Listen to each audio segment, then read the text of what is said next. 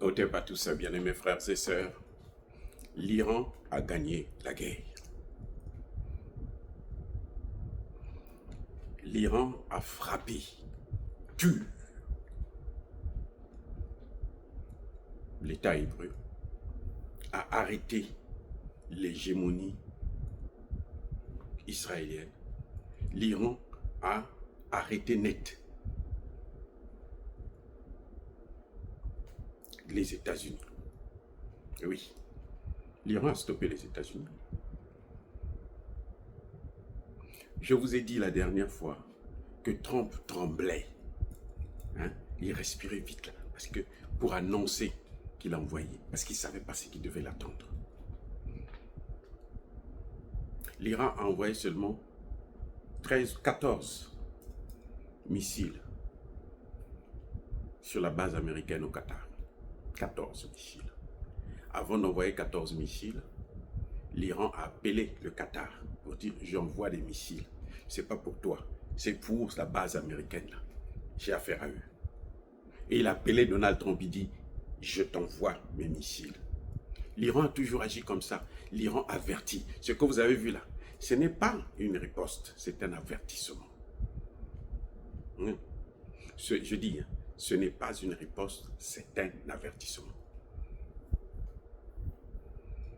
Si les États-Unis de Donald Trump avaient osé et riposter encore, l'Iran allait frapper plus fort. Et l'Iran en a les moyens.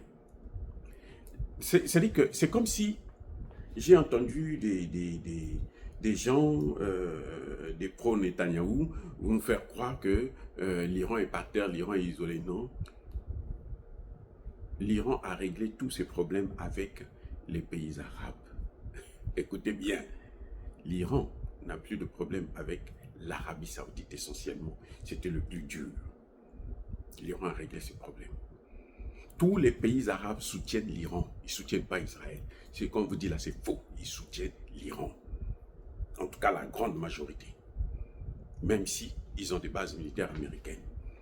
C'est à contre-cœur qu'ils en sont arrivés là.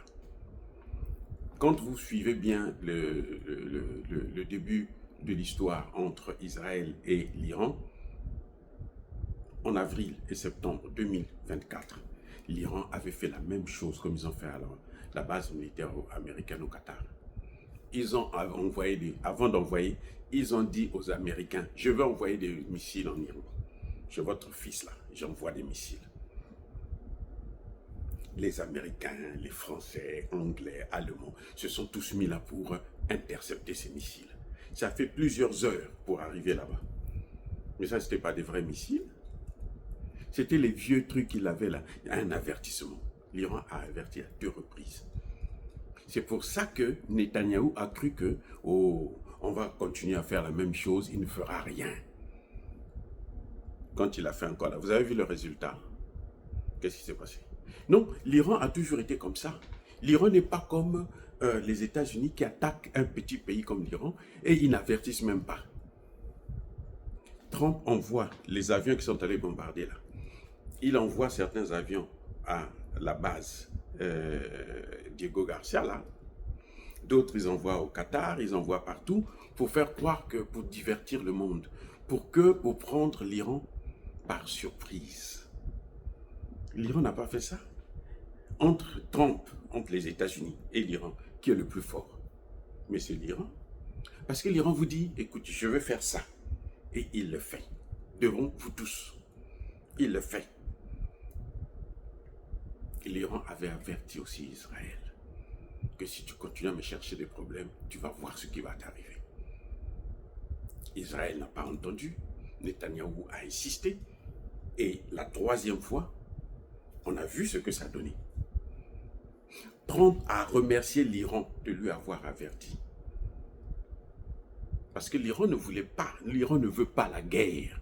L'Iran ne veut pas vos histoires là de guerre, d'armes. Non, l'Iran, la force de l'Iran, c'est l'économie. Les Américains ont mis des sanctions là. Les sanctions là, ça a amené quoi? L'Iran est le pays le plus avancé dans la sous-région. L'Iran est le pays le plus avancé. Voilà. Donc il ne faut pas croire que L'Iran a perdu la guerre. L'Iran n'a rien perdu. Au contraire, l'Iran sort de cette guerre grandi. Parce que Donald Trump, je vous dis, ici à New York, il y a eu des manifestations. Après la frappe, ici à New York. Et partout aux États-Unis, les gens ont manifesté, disent, mais attends, ton problème c'est quoi? Donc c'est maintenant Israël qui commande ici, les États-Unis. C'est pour ça que Donald Trump s'est dit non, il faut que j'arrête. Et qui a gagné? C'est l'Iran qui a gagné. L'Iran est sorti, grandi. Personne ne parlait de l'Iran au monde. Aujourd'hui, tout le monde parle de l'Iran. Tout le monde sait que, il y a un pays là qui est vraiment sage. L'Iran ne fait pas des déclarations comme Trump fait n'importe comment tapageux, c'est tout. Non. Voilà. Donc les amis, encore une fois de plus, soyez bénis. Soyez abondamment bénis par le Dieu des Kémites.